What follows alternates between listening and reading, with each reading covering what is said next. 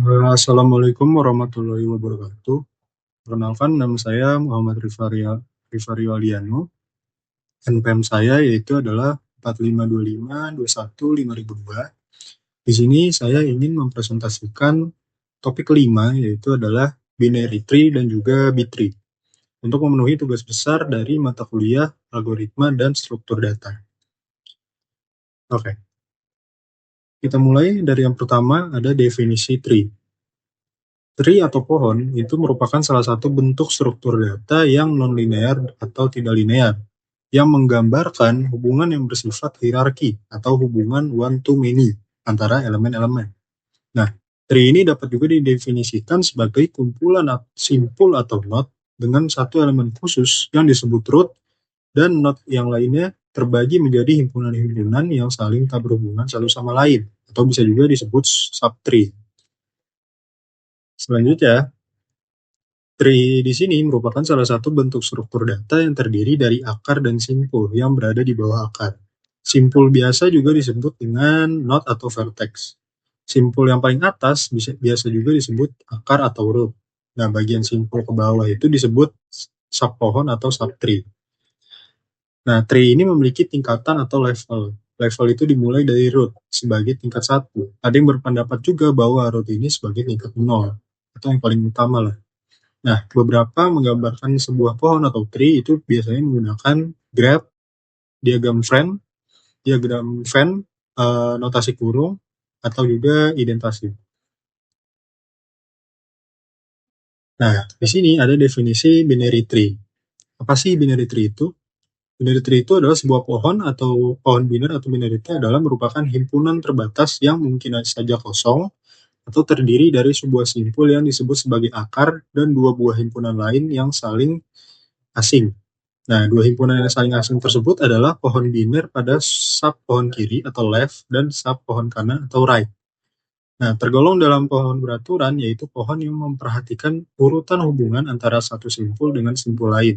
Dalam hal ini, cabang kiri dibedakan dengan cabang kanan. Nah, binary tree ini juga merupakan pohon M-array atau di mana M-nya itu adalah sama dengan 2, yang artinya setiap simpul paling banyak memiliki dua simpul subordinat yang biasa disebut subordinat kiri atau left child dan subordinat kanan atau right child. Nah, di sini ada jenis-jenis binary tree. Complete binary tree atau full binary tree atau almost complete binary tree ini memiliki kedalaman sama dengan D. Merupakan pohon biner strictly binary tree di mana semua daun hanya berada pada level D. Pada pohon complete binary tree atau full binary tree atau almost complete binary tree berlaku pada level K jumlah simpulnya adalah N sama dengan 2 pangkat K. Nah, untuk pohon dengan kedalaman D, maka jumlah seluruh simpul N sama dengan 2 pangkat buka kurung D plus 1 min 1. Nah, untuk pohon dengan kedalaman D, maka jumlah simpul daunnya adalah N sama dengan 2 pangkat D. Nah, strictly binary tree tadi itu merupakan pohon binary yang semua simpulnya atau kecuali simpul leaf atau daun mempunyai lengkap simpul subordinat kiri dan subordinat kanan. Sebuah pohon biner strictly binary tree itu apabila mempunyai n buah daun maka akan mempunyai 2n minus 1 buah simpul. Nah, pada pohon complete binary tree atau full binary tree atau almost complete binary tree berlaku untuk pohon dengan kedalaman B, maka jumlah simpul bukan daun itu akan menjadi N sama dengan buka kurung 2 pangkat D min 1. Nah, bila jumlah seluruh simpulnya sama dengan N, maka kedalaman pohon adalah D sama dengan log 2 N plus 1 min 1. Setiap simpul yang berada di bawah level D min 1 itu mempunyai 2 subordinat. Bila pada level D-1 subpohon kanan ada simpul yang mempunyai subordinat, maka setiap simpul pada level D1 subpohon kiri harus mempunyai subordinat kiri dan kanan. Nah, bisa dilihat pada gambar ini adalah contoh bentuk binary tree. Nah, yang kiri ini adalah almost complete binary tree dan bukan strictly binary tree. Karena simpul D-nya ini hanya punya satu anak, yaitu N. Nah, yang di sebelah kanan ini adalah almost complete binary tree dan strictly binary tree. Karena ini ada dua anak ya, ada N sama O. Nah, di sini Ini adalah bukan almost complete binary tree, karena simpul C-nya hanya punya satu anak di sini, yaitu F. Yang di sini juga bukan almost complete binary tree, karena G-nya ini tidak mempunyai anak sama sekali. Nah, almost complete binary tree, tapi bukan strictly binary tree. Karena di sini seperti, sedangkan yang lainnya tidak. Lalu di sini ada pohon biner seimbang atau AVL ya. AVL ini diambil dari nama GM Adelson Velsky dan AM Landis. Dua orang ahli matematika Rusia yang pertama kali pada tahun 1962 memperkenalkan metode untuk membuat pohon biner selalu seimbang, balance ya. Pohon biner seimbang ini atau berimbang adalah pohon biner yang ketinggian subpohon kiri dan subpohon kanan hanya untuk setiap simpul subordinat paling banyak berselisih 1. Jadi pohon biner komplit dan almost complete adalah pohon biner berimbang. Pohon miring atau skewit dengan ketinggian atau depth lebih besar dari 1 adalah pohon biner tak seimbang. Bisa dilihat pada gambar. Ini adalah contoh unbalanced binary tree ya. Sedangkan yang ini adalah balanced binary tree. Bisa dilihat anaknya G ini cuma 1 ya. Tidak balance. Di sini anaknya ada 2. Nah, penggunaan binary tree. Proses pohon binary tree adalah yang pertama itu adalah mendeklarasikan struktur simpul. Yang kedua itu ada inisialisasi. Lalu pembuatan sebuah simpul, pembuatan simpul akar, penambahan atau melakukan insert simpul baru ke dalam sebuah pohon, dan pembacaan penelusuran pohon biner. Nah, struktur node binary tree pada C++ itu biasanya ditulis sebagai berikut ya. Struktur node kurung awal, int, data, not left, not right, dan keterangannya adalah datanya ini menyimpan nilai. Left ini menunjuk ke anak kiri, right ini menunjuk ke anak kanan. Kelebihan dan kekurangan dari binary tree itu sendiri adalah yang pertama kelebihannya struktur sederhana dan mudah dipahami. Cocok juga untuk data yang hierarkis. Operasi pencarian lebih cepat dibandingkan array biasa. Jika tree seimbang, traversalnya juga mudah dilakukan. Nah, kekurangannya jika tree-nya tidak seimbang, pencariannya menjadi lambat, membutuhkan pointer lagi sehingga penggunaan memorinya jadi lebih besar. Penghapusan node relatif lebih rumit dibanding array. Nah, di sini ada contoh program dari binary tree untuk menampilkan struktur organisasi perusahaan ya. Saya terapkan di sini. Nah, misalnya di sini M ini saya analogikan sebagai manajer. A ini supervisor A, B ini supervisor B, C dan D ini adalah staff 1 dan 2, E dan F ini staff 3 dan 4. Di sini ada pseudocode-nya. Kamus deklarasi variabelnya adalah struct node, info ini adalah karakter, left ini pointer node, right ini pointer node. Lalu di sini nstruct.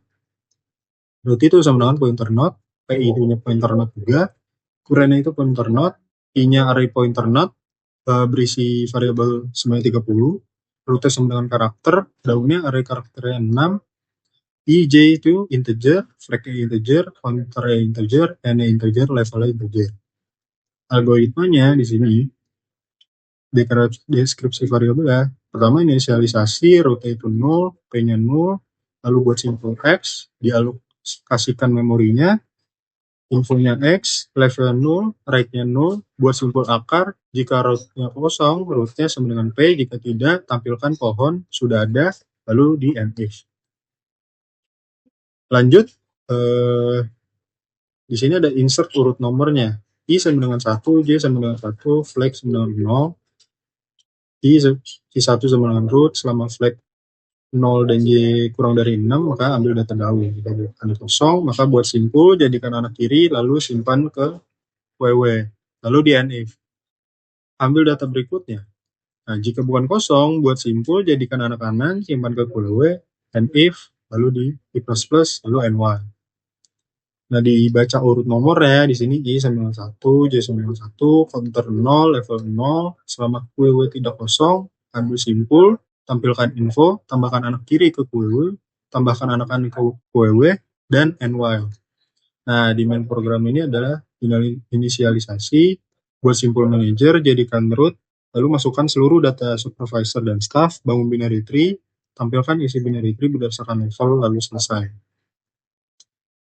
Sama halnya dengan algoritma di sini, yang pertama membuat fungsi inisialisasi, pointer root, pointer sementara, lalu selesai. Di sini ada fungsi buat simpulnya, simpul akar, insert urut nomor, baca urut nomor, dan main programnya. Nah, di sini ada contoh programnya ya. Nah, ini struktur node binary tree-nya. Ada left, right, lalu inisialisasinya di sini, membuat simpulnya, root-nya, lalu insert sesuai urutannya. Ada anak kiri, anak kanan, transversal level order, dan juga struktur organisasinya nih di main-nya. Nah, jadi hasil run programnya jadi seperti ini. Level 0 itu si M, yaitu manager. Level 1 itu si supervisor A sama B. Level 2-nya ini staff-staffnya, C, D, E, F. Bisa dilihat pada gambar ini adalah bentuk binary tree-nya. C dan D ini adalah staff dari supervisor A, dan E dan F ini adalah staff dari supervisor B. Lanjut, di sini ada definisi B-tree. B-tree ini biasa juga disebut dengan balance tree. B-tree adalah sebuah M-array balance search tree. B-tree ini merupakan pohon multi-way seimbang yang biasa digunakan dalam database dan sistem file. B-tree ini memiliki node yang lebih besar dari 2. B-tree adalah struktur data tree yang menyeimbangkan. Nah, penerapan B-tree ini bisa digunakan dalam database besar untuk mengakses data yang disimpan di dalam disk. Nah, pencarian data dalam kumpulan data dapat dilakukan dengan waktu yang singkat dengan menggunakan B-tree. Lalu fitur pengindeksannya dapat dicapai. Sebagian besar server menggunakan pendekatan B-tree. Nah, B-tree ini juga digunakan dalam sistem CAD untuk mengatur dan mencari data geometris. B-tree ini juga digunakan pada pemrosesan bahasa alami, jaringan komputer, dan kriptografi. Nah, B-tree itu sendiri adalah tree yang setiap node dapat berisi lebih daripada satu elemen. Nah, jumlah elemen dalam satu node itu tergantung kepada order B-tree tersebut. Jumlah minimum elemen dalam setiap node itu kecuali root adalah D, dan jumlah maksimum elemen di root adalah 1, dan jumlah maksimumnya adalah 2D. Jumlah minimum child suatu node di dalam B-tree adalah 0, dan jumlah maksimumnya adalah jumlah elemen plus 1. Nah, operasi dalam pohon B-tree ini ada penambahan atau melakukan insert simpul, lalu penghapusan atau melakukan delete simpul. Nah, insert ini adalah data baru dimasukkan ke node yang sesuai. Jika node-nya penuh, maka node-nya akan di-split. Key-nya tengah naik ke parent. Tree-nya itu akan tetap seimbang. Nah, selain insert dan delete juga ada search atau pencarian. Bandingkan key pada node, lalu jika ditemukan pencariannya selesai, jika belum lanjut ke child yang sesuai. Ulangi hingga ditemukan atau mencapai leaf atau daun. Nah, delete ini jika key-nya dihapus menyebabkan node kekurangan key. Yang pertama itu adalah borrow, meminjam key dari sibling, atau merge, menggabungkan node, sehingga struktur tetap memenuhi aturan B-tree. Selanjutnya, sudah pasti ada kelebihan dan kekurangan dari B-tree itu sendiri. Yang pertama ada keuntungan B-tree dulu. B-tree ini memiliki jaminan kompleksitas waktu sebesar O log n. Nah, B-tree ini bersifat menyimbangkan diri, konkurrensi tinggi dan throughput tinggi, pemanfaatan penyimpanan yang efisien. Kekurangannya, B-tree ini bukan yang terbaik untuk semua kasus. B-tree ini lebih lambat dibandingkan dengan struktur data yang lain. Nah, di sini saya terapkan B-tree untuk menyisipkan data, nilai mahasiswa, dan mencari kunci data dengan menggunakan B-tree tanpa inputan. Di sini ada kamus deklarasi variabel fungsi Bitronode ya, dengan parameter T1 atau T1 atau leaf1. Nah, T1 ini integer, leaf1 ini boolean. Algoritma deskripsinya T sama dengan T1, leaf sama dengan T1. Ini traverse-nya. Di sini untuk menampilkan kunci, lalu di sini untuk function search. Ini deskripsinya nih. Lalu di sini ada untuk fungsi sisip,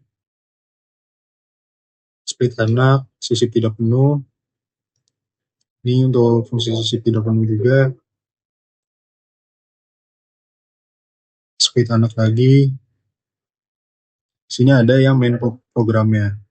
Kunci TNTTKIJ ini adalah integer, default boolean, objek tree ini sama dengan nilai. Nah, buat algoritmanya, buat objek B3 dengan derajat 3, sisipkan data, ini data nilai mahasiswanya, tampilkan isi B3 menggunakan traverse, lalu K-nya sama dengan 80, jika search berhasil, 80-nya ditemukan, jika tidak 80 tidak ditemukan. Lalu saya pasang juga 100, jika sedikit berhasil, tampilkan 100 ditemukan, jika tidak, tampilkan 100 tidak ditemukan.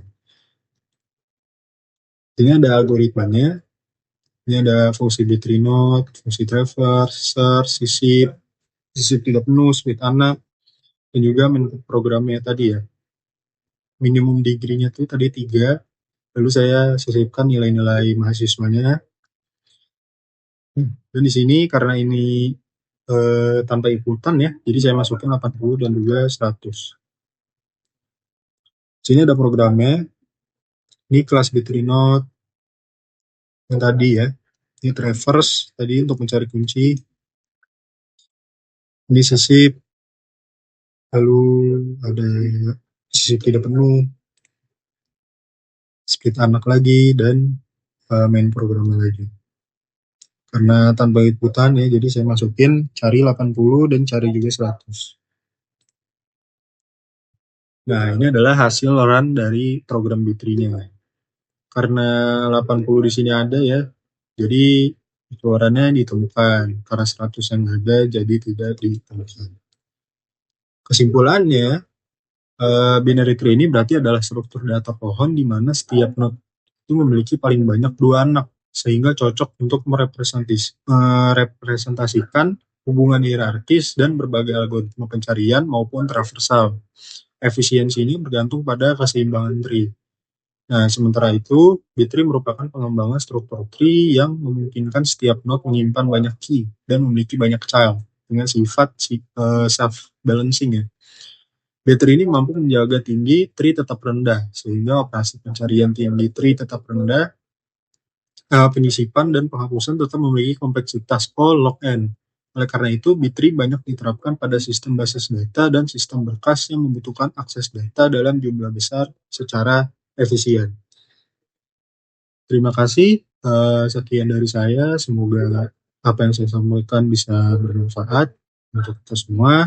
Waalaikumsalam warahmatullahi wabarakatuh.